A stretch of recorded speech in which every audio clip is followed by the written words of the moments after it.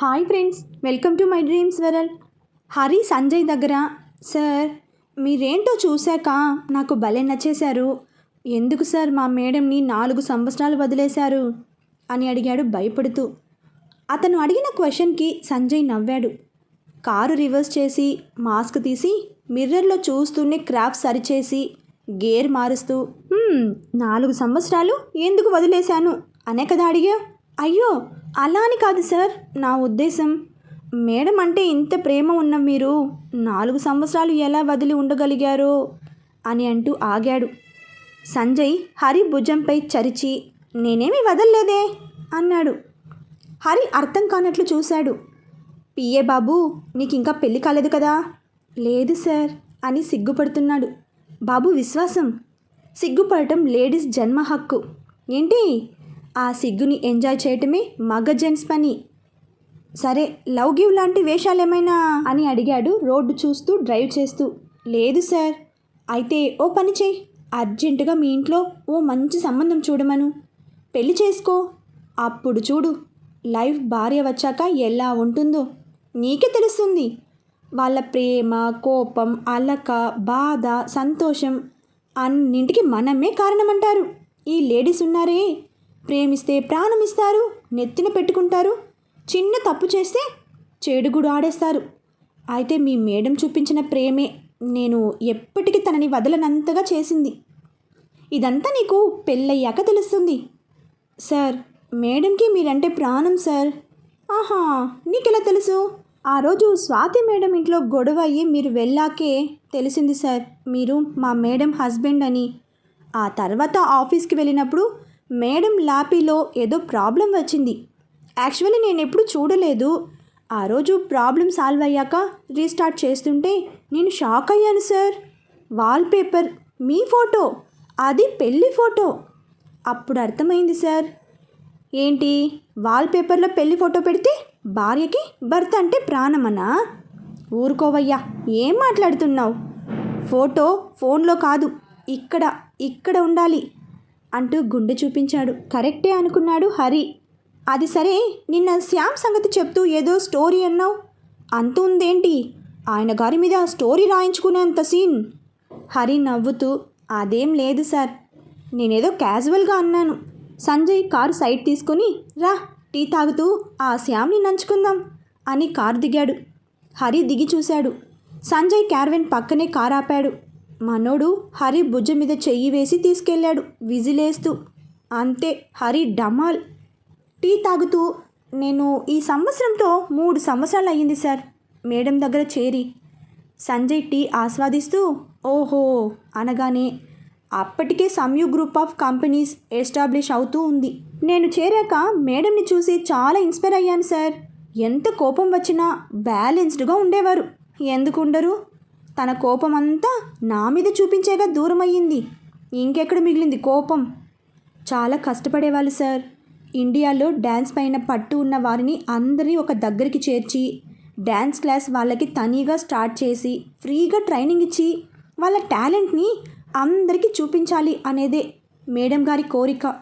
అయితే సడన్గా ఒకరోజు, ఏంటయ్యా హరి, సడన్ అనేది ఒకరోజు ఎందుకు వస్తుందో అని కనుబొమ్మలు ఎగిరేశాడు సంజయ్. సేమ్ ఇప్పుడు కొన్నట్లే అప్పుడు సైట్ కొన్నారు సార్. ఎవరి దగ్గర? అది మహేందర్ సార్ వాళ్ళ ఫ్రెండ్ దగ్గర. అలా చెప్పు, మా అంకుల్ చాలా తక్కువలో కొట్టేసి ఉంటాడే. హరి ఆశ్చర్యంగా అవును సార్. అయితే కట్టడం పూర్తయ్యాక అనుకోకుండా ఓపెన్ అయిన నెక్స్ట్ డే సేమ్ ఇలాగే ఆ సైట్ మాదంటూ వచ్చారు. ఓహో, అప్పుడు మా అంకుల్ కానీ ఫైట్ చేశారా? లేదు సార్ అంటూ ఆగాడు. సంజయ్ వైపు చూసి నవ్వాడు, ఏదో తెలిసింది అన్నట్లుగా. మీరే కదా అన్నాడు. ఓయ్, మీ మేడం సదరు శ్యామ్ స్టోరీలోకి నన్ను లాగుతున్నావే? ఓహోహో, మీరేలే సార్ వాళ్ళని కొట్టింది. నాకు ఇప్పుడు అర్థమవుతోంది. అంటే ఆ తర్వాత మా మేడం బిజినెస్ డెవలప్ అవ్వటానికి హెల్ప్ చేసింది కూడా మీరే అంటూ పైకి లేచాడు. నీకు అలా ఎందుకు అనిపించింది అన్నాడు ఒళ్ళు విరుచుకుంటూ. మీరే కదా అన్నారు మేడంని వదలలేదని, అందుకే. నీ ఆత్రం రేయ్. అయ్యా కూర్చో, ఇప్పటికే నీవు ఓవర్ చేస్తున్నావు. హరి కూర్చుని అప్పటిదాకా శ్యామ్ సార్ అప్పుడప్పుడు వచ్చేవాడు. ఈ ఇన్సిడెంట్ జరిగాక అసలు కనపడలేదు. ఇంకో ముఖ్య విషయం ఏమిటంటే మేడం చాలా డల్ అయ్యారు, చాలా లాస్ అయ్యారు. కేవలం అక్కడ సైట్ కొనటం వల్లనే. అది ఎందుకు జరిగిందో నేను ఆలోచించలేదు. అప్పుడు మేడం మళ్ళీ కొత్తగా కొన్ని రకాల ఐడియాస్తో మళ్ళీ బిజినెస్ డెవలప్ చేస్తూ వచ్చారు. కొత్త ఐడియాస్ అంటే మా మేడం ఆల్రెడీ ట్రైనింగ్ ఇచ్చిన వాళ్ళ దగ్గర హెల్ప్ అడిగి ఇండియా ఫుల్గా పెర్ఫార్మెన్స్ ఇచ్చి లండన్కి వెళ్ళి అక్కడ తన టాలెంట్తో కొరియోగ్రాఫ్ చేసి మంచి పేరు డబ్బు సంపాదించారు. అప్పుడు వచ్చాడు సార్ శ్యామ్ సార్ మేడంతో టైఅప్ అవుదామని. ఫస్ట్ మేడం ఒప్పుకోలేదు. అప్పుడు మహేందర్ సార్ ఒప్పించారు. నాకు తెలుసుగా ఆయన సంగతి. మేడం ఒప్పుకున్నారు. బట్ అన్నింట్లో కాదు సార్, కొన్ని పరిమిత బ్రాంచెస్కి. అందుకే అనేది తనది మేకమెదడు అని. గత 2 సంవత్సరాలుగా లేదు, కానీ కొత్తగా ఈ మధ్య 20 lakhs డిఫరెన్స్ వచ్చింది. అవును హరి, ఆ శ్యామ్ కేకే గ్రూప్స్కి ఎండి కదా, మరి 20 lakhsకి దిగజారుతాడా? అంటే ఆయనకు కొట్టేసే అంత ఆలోచన లేదేమో సార్, ఇంకేమైనా ఉండొచ్చు. అది పక్కన పెడితే నువ్వు నోటీస్ చేసావు కాబట్టి 20 lakhs అంటున్నావు. ఒకవేళ మీకు తెలియకుండానే ఇంకెంత అమౌంట్కి టెండర్ పెట్టాడో సదరు శ్యామ్ గారు. హరి ఆలోచనలో పడ్డాడు. సంజయ్ పైకి లేచి, వాడు డబ్బు కోసమే మీతో టైఅప్ అయ్యాడా, లేకపోతే ఇంకేమైనా రీజన్ ఉందో చూద్దాం. నువ్వు రేపు ఆఫ్టర్నూన్ నుంచి ఆఫీస్కి వెళ్ళు. మీ మేడం ఏమంటారో చూసి నాకు కాల్ చేయి. సరే సార్, నేను బయలుదేరుతాను. రేపు ఈవినింగ్ కలుస్తా. నేను రేపు మార్నింగ్ షూటింగ్ కోసం కాశ్మీర్ వెళ్తున్నా, వచ్చాక కలుద్దాం. బట్ ఆ శ్యామ్ మీద 2 కళ్ళు వేశాను సార్. రే నీ విశ్వాసం సంతకెళ్ళా. ఓకే బాయ్, టేక్ కేర్ అనగానే హరి వెళ్ళిపోతుంటే ఫుడ్డి పాప ఎదురొచ్చింది. హరి తప్పుకున్నాడు. నైనా సీరియస్గా చూస్తూ సంజయ్ దగ్గరికి వచ్చి ఏదో చెప్తుంటే, హరి నైనా మా కార్లో ఇంటికి వెళ్తుంది, నువ్వు వెళ్ళు, తను దిగాక నువ్వు వెళ్ళు. అమ్మో తనతోనా? వద్దు సార్, నేను క్యాబ్ బుక్ చేసుకుంటా అనేసి వెళ్ళిపోయాడు. హరి భాష దగ్గర చెప్పటం ఆపి, ఇది జరిగింది భాష, నిజంగా సార్ గ్రేట్. అవును మేడం, రేపు శ్యామ్ గారితో మీటింగ్ అన్నారు. ఈ విషయం సంజయ్ సార్కి చెప్పావా? కాల్ చేసి చెప్పా, జాగ్రత్తగా అబ్జర్వ్ చేయమన్నారు. అండ్ మేడంని ఏదైనా అంటే ఇదిగో ఈ నెంబర్కి కాల్ చేయమన్నారు. ఎవరి నెంబర్? తెలీదు, ఏదైనా ప్రాబ్లం అయితే ఈ నెంబర్కి చెయ్యి అని మాత్రమే చెప్పారు. సరే అయితే నేను వెళ్తున్నా అని వెళ్ళిపోయాడు. ఇక్కడ జనని కాల్ మాట్లాడి వచ్చాక, అయినాయా మీ ముచ్చట్లు అని అడిగింది నవ్వుతూ సంయు. ముచ్చట్లు మీ అంత కాదు, ఏదో బచ్చాగాళ్ళం. నా సంగతి ఏమో కానీ మా ఆయన ఇచ్చే సర్ప్రైజులు ఆది ఎప్పుడు ఇవ్వాలి నీకు? నేనిస్తుంటే ఇంక తనేమిస్తాడు? ఇప్పుడు చెప్పు, ఏంటి ఇందాక అన్నేసి డౌట్స్ అడిగావు? నేను కొన్ని చెప్తా. ఫస్ట్, నేను ఈ 4 సంవత్సరాలలో సంజయ్ని కలవలేదు. నువ్వు ఇక్కడికి వచ్చిన నెక్స్ట్ డే వెళ్ళి కలిసా. ఎందుకో అని అడిగింది ఉత్సాహంగా. 4 సంవత్సరాలు దూరంగా ఉన్నారు, సడన్గా ఒక చోట ఉండాలి అంటే నిన్నేమైనా ఇబ్బంది పెడతాడేమో అని. హలో, ఇబ్బంది పెట్టేది నా మొగుడు, నీకేంటి మధ్యలో? అమ్మని స్వాతిగాడు చెప్పేది కరెక్టే. మీ ఇద్దరు కొట్టుకుంటే పక్కన వాళ్ళు కావాలి, కలిసిపోతే మాత్రం మూడో వ్యక్తి అవసరం లేదు. సరే వెళ్ళావు, ఏమైంది? ఏమవుతుంది, నాతో బాగానే మాట్లాడాడు, అందుకే మళ్ళీ ఫ్రెండ్స్ అయ్యాము. ఆదిని బాగా చేంజ్ చేయి, నీ లైఫ్ ఇంకా బాగుంటుంది అని సలహా ఇచ్చాడు. That is my hobby. So sweet నాన్న నువ్వు. అందులో భాగంగానే మా హాస్పిటల్ ఓపెనింగ్కి సంజయ్ని రావాలని, మోర్ ఓవర్ సంజయ్ అంటే ఏమిటో తనకి తెలియాలని కావాలని నేనే తన నేమ్ సజెక్ట్ చేశా. ఆది అంత ఈజీగా ఒప్పుకున్నాడా అని అడిగింది ఆత్రంగా. లేదు, కానీ తనని ఒక ప్లాన్ ప్రకారం ఒప్పించా. నువ్వు చూడలేదు కానీ మీ హీరో చాపర్ దిగి వస్తుంటే ఆది దగ్గరుండి మరీ తీసుకొచ్చాడు. అంతేకాదు మా స్టాఫ్ అందరికీ బోనస్లు, చెక్స్ సంజయ్ చేత ఇప్పించాడు. ఆయన ఇప్పించాడా? నువ్వు ఇప్పించేలా చేశావా అన్నది ఎగాదిగా చూస్తూ. ఆఫ్కోర్స్ అది నిజమే, నేనే చేశా. అది అయ్యాక ఆ రోజు నీ దగ్గర ఏం చెప్పానే, సంజయ్ని పడేవే అంటే నువ్వు నీ తోప్రాసి ప్లాన్ నువ్వే పడ్డావు. ఆయన గారు ఫోన్ చేసి నా భార్యకి నేనే సేవ చేసుకుంటా, ఎవరిని పంపొద్దు అన్నాడు. సంయు ఆశ్చర్యంగా, నిజంగానా? నిజంగా. ఆ తర్వాత కాల్ చేశాడు, మన ఇంటికి నిన్ను తెస్తున్నా అని.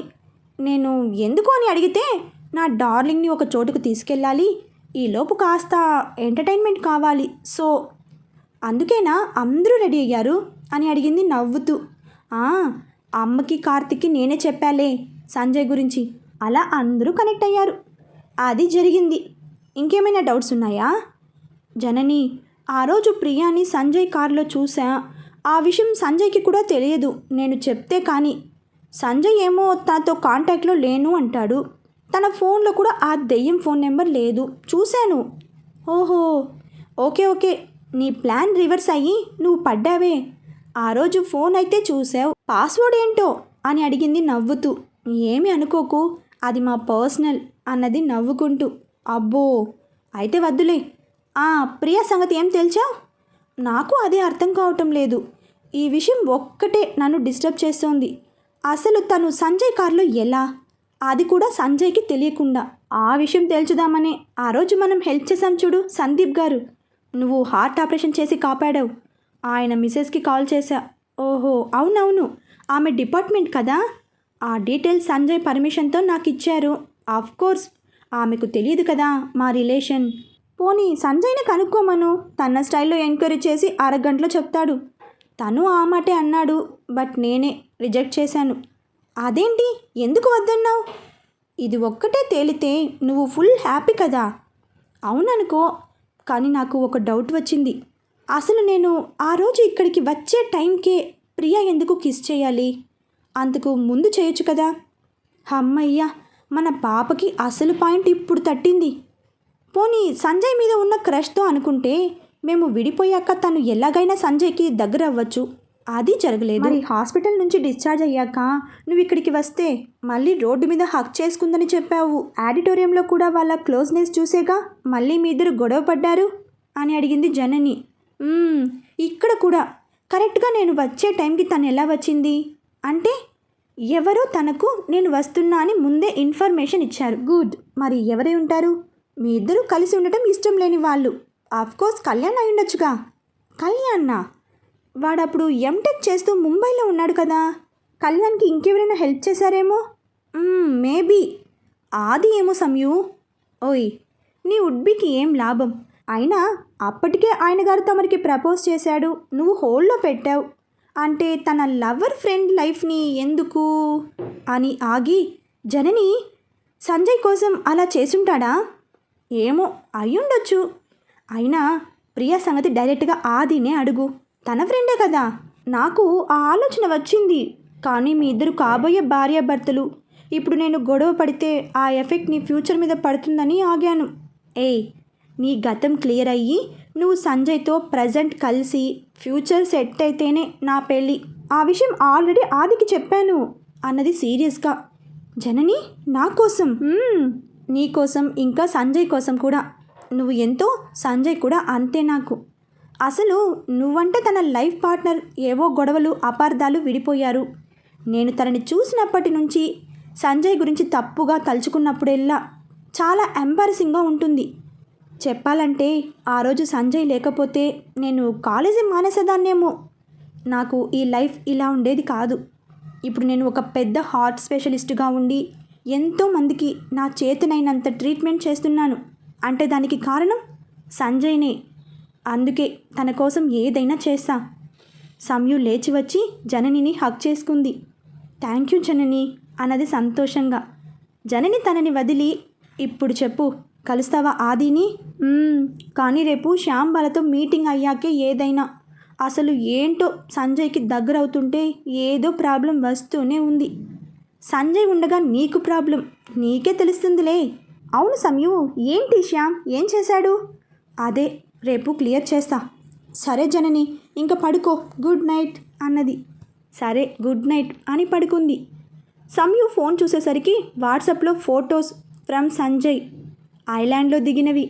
ఈడియట్, ఏది వదలడు అనుకుంటూ మెసేజ్ చేసింది. ఏంటి ఇంకా పడుకోలేదా? లేదు, మా బుడ్డోడి ఫొటోస్ చూస్తున్నా. సంతోషించాం, కానీ ఆ ఫోటో ఏంటి? అయినా నిద్రపోతుంటే హీ ఫోటోకి పోజ్ ఇచ్చినప్పుడు ఎవరైనా తీస్తారు. నా టాలెంట్ చూసావా? కేవలం నీ నడుమునే ఎలా తీశానో.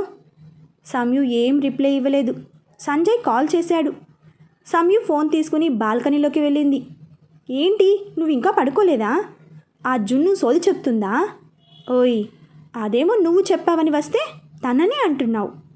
సరే వదిలే, కానీ ఇంకేంటి వాయిస్ డల్గా ఉంది? నీకెలా తెలుసు? సంజయ్ గాడికి అన్నీ తెలుస్తాయి. ఆహా, అయితే ఇది చెప్పు, ఎందుకు డల్గా ఉన్నాను?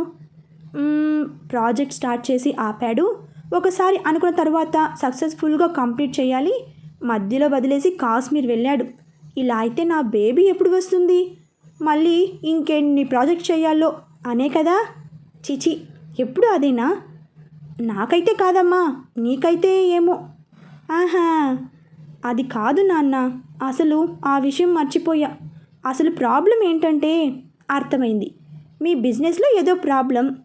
సంజయ్, నేను చెప్పేది వినవా? సరే, ఈసారి కరెక్ట్గా చెప్తా. వీడు వెళ్ళి కాశ్మీర్లో కూర్చున్నాడు, నేను పక్కన లేను. ఏం వేషాలు వేస్తున్నాడో అని ఆలోచిస్తున్నావా? డోంట్ వరీ, 4 సంవత్సరాలలో ఎన్నోసార్లు వచ్చా, ఎలాంటి వేషాలు వేయలేదు పొట్టి అన్నాడు భయపడుతున్నట్టుగా. పో సంజయ్, నేను చెప్పేది ఏది వినకుండా నీ పాటికి నువ్వు ఏదో చెప్తున్నావు. ఇలా అయితే నేను మాట్లాడను. ప్లీజ్, నువ్వు మాట్లాడకపోతే నాకు తోచదు. నువ్వేమీ టెన్షన్ పడకు. శ్యామ్ సంగతి నాకు వదిలే. సంయు ఆశ్చర్యంగా, నీకెలా తెలుసు? చెప్పాగా, నాకు అన్నీ తెలుస్తాయి. నువ్వు రేపు మీటింగ్ క్యాన్సిల్ చేయి. అదేంటి అన్నది షాక్గా. నీకు శ్యామ్ మీద పాజిటివ్ ఒపీనియన్ ఉందా లేక నెగిటివ్ ఒపీనియన్ ఉందా? అదే తెలుసుకోలేకపోతున్నాను. ఒక పని చెయ్యి, నువ్వు నా సంగతి తెలుసు, నేను వాడి సంగతి తెలుస్తా. చిన్ను ప్లీజ్. సంజయ్ నవ్వుతూ, ఓకే ఓకే, ముందు నువ్వు శ్యామ్ మీద ఒక క్లారిటీకి రా. అది పాజిటివ్ ఆర్ నెగిటివ్. కొంత టైం పట్టినా పర్లేదు. ఎప్పుడైనా దొంగని రే నువ్వు దొంగవిరా అన్నాము అనుకో, వాడు ఊరుకోడు, ఒప్పుకోడు. అలా కాకుండా దొంగతనం చేసేటప్పుడు రెడ్ హ్యాండెడ్గా పట్టుకుంటే చచ్చినట్టు ఒప్పుకుంటాడు. నువ్వు రేపు మీటింగ్ పెట్టి ఏమైనా అడిగితే వాడి రియాక్షన్ ఏంటో, అందుకే ఆగమంటున్నా. అయితే శ్యామ్కి కాల్ చేసి మీటింగ్ క్యాన్సిల్ అని చెప్పనా? అలానే చెయ్యి. ఓకే, నువ్వెప్పుడొస్తావు?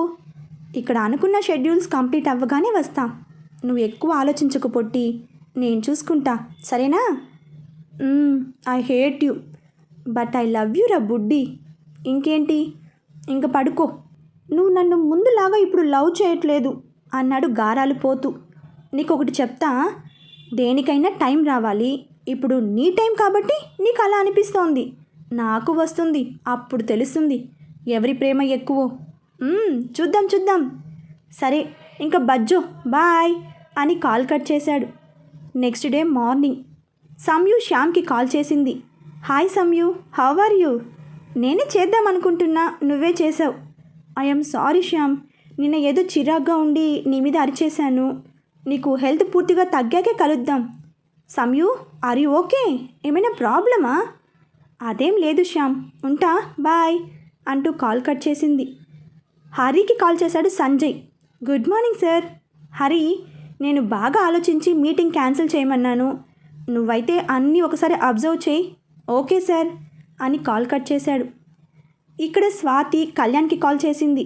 కళ్యాణ్ కోపంగా, ఏంటి నేను గుర్తొచ్చాను పొద్దు పొద్దున్నే? రేయ్, నీతో మాట్లాడాలి. నువ్వు నాతో కూడా మాట్లాడతావా? అంటే నీకు కూడా సంజయ్ గాడే కనబడతాడుగా అన్నాడు వెటకారంగా.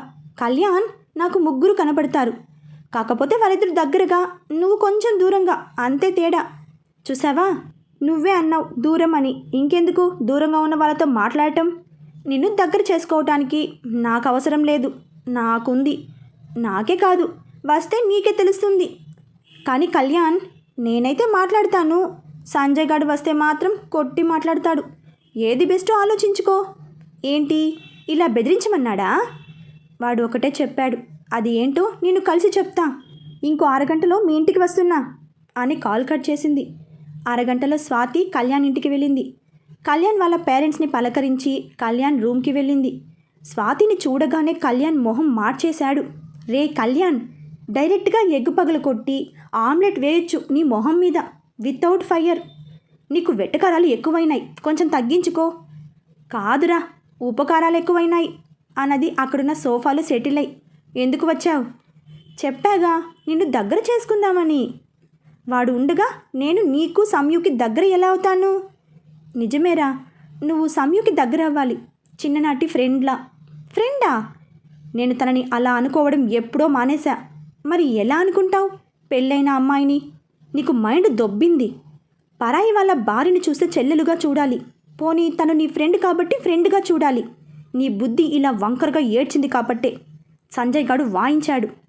ఏమన్నావు? అది ఒక భార్య, వాడు ఒక భర్త. నిజమేరా, అది కూడా ఒక భార్యేనా? 8 సంవత్సరాలు గాఢంగా ప్రేమించుకుని తన భర్తని ట్రాప్ చేసి ఇరికిస్తే పిచ్చిది నమ్మేసి ఏడుస్తూ కోపంగా వెళ్తూ యాక్సిడెంట్కి గురై అబార్షన్ అయ్యింది. కళ్యాణ్ షాక్. అబార్షణ? నువ్వు అబద్ధం చెప్తున్నావు స్వాతి. రే, కొట్టానంటే నేలు కరుస్తావు. ఏ ఆడపిల్లైనా, అందులో అది నా బెస్ట్ ఫ్రెండ్, ఎందుకు అబద్ధం చెప్తాను? కళ్యాణ్ ఫేస్లో ఫీలింగ్స్ చేంజ్ అవుతున్నాయి. స్వాతి అది గమనిస్తూ, ఇది కూడా కరెక్టే రోయ్, వాడు ఒక మొగుడు. మరే నువ్వు, మహేందర్ అంకుల్, ఆది ఎవరి వేలో వాళ్ళు వాడిని సంయుకి దూరం చేసినా కూడా తనకి దగ్గరగా ఉంటూనే దూరం పెట్టాడు. అవునరా, కరెక్టే, వాడు మొగుడు కాదు, మగాడు, దమ్మున్న మగాడు. అందుకే ఎవరి సపోర్ట్ లేకుండా ఎదిగాడు. నీకన్నా, ఆది కన్నా. స్టేటస్లోనే కాదు, సొసైటీలో అన్నింట్లో నెంబర్ 1. అసలు మన బాబు కళ్యాణ్తో మాట్లాడమనేది ఇది కాదు, మన స్వాతిగాడే. తన అసహనం అంతా వెళ్ళగక్కుతోంది. వీళ్ళ గొడవ ఇప్పుడే తేలదు. మనం మళ్ళీ వద్దాం వీళ్ళ దగ్గరికి. అక్కడ ఏదో జరుగుతోంది, చూద్దాం రండి. నైనా సంజయ్కి కాల్ చేసింది. సార్, మీరు చెప్పిన ఫైల్ దొరికింది. సరే, అది ప్రొడ్యూసర్ గారికి ఇచ్చేయి. అండ్ శంకర్ క్యారవెన్ సర్వీస్ చేయిస్తాడు. నువ్వు నా ఇంపార్టెన్స్ థింగ్స్ అంతా జాగ్రత్తగా ప్యాక్ చేసి మా ఇంట్లో ఇచ్చేయి. జాగ్రత్త, తేడా రాకూడదు అన్నాడు. ఓకే సార్ అని ఫోన్ పెట్టేసి సంజయ్ చెప్పినవన్నీ ఒక బ్యాగ్లో ప్యాక్ చేసింది. కార్ ఎక్కాక ఎటువంటి ఆలోచన లేకుండా డ్రైవర్తో సారింటికి పదా అన్నది. అతను, ఏ ఇంటికి మేడం? అబ్బా శంకర్, అది కూడా చెప్పాలా? సార్ ఇప్పుడు ఎక్కడ ఉంటున్నారు? ఫ్లాట్లో కదా, అక్కడికే అన్నది చిరాగ్గా. ఇక్కడే మన ఫుడ్డీ పాప అప్పడం మీద కాలు వేసింది. ఫోన్ తన హ్యాండ్ బ్యాగ్లో పెట్టింది. ఈలోపు దారిలో ఆకలి వేసి ఎదురుగా పానీపూరి బండి కనపడి బండి ఆపమన్నది. దిగి, దా తిందాం అని శంకర్ని కూడా పిలిచింది. అతనికి ఇది అలవాటే. దారిలో నైనా ఫుల్గా తిని తనకి తినిపిస్తుంది. మన ఫుడ్డీ పాప గప్చిప్లు గట్టగట్ట మింగేస్తోంది. ఇదిగో బాబు, ఔర్ ప్యాజ్ అంటూ అడిగి మరీ తింటోంది. కరెక్ట్గా అప్పుడే సంజయ్కి గుర్తొచ్చింది. అవును, ఈ ఫుడ్డీ పాపకి నా బ్యాగ్ ఇంట్లో ఇమ్మన్నాను, కానీ ఏ ఇంట్లో అనేది చెప్పలేదు అంటూ ఫోన్ చేశాడు. అబ్బే, ఇక్కడ నైనా, ఓ భయ్యా మసాలా పూరి 1 ప్లేట్ అంటోంది. సంజయ్ కంటిన్యూగా చేస్తున్నాడు. షిట్ అనుకుంటూ డ్రైవర్కి చేశాడు. అతనేమో ఛార్జింగ్లో పెట్టాడు. ఫుడ్డీ పాప తినటం కంప్లీట్ చేసి మళ్ళీ భయ్యా 1 స్వీట్ పూరి అని అంటోంది. ఇంతకీ ఆ బ్యాగ్లో ఎస్ఎస్ బాక్స్ ఉంది. దానికి ఫింగర్ యాక్సిస్తో పాటు పాస్వర్డ్ కూడా ఉంది. మరి ఆ బాక్స్లో ఏముందో సంయు తెలుసుకుంటుందా? తెలుసుకుంటే ఏం చేస్తుందో తర్వాతి అప్డేట్లు తెలుసుకుందాం. బాయ్ ఫ్రెండ్స్, మరొక భాగంతో కలుసుకుందాం.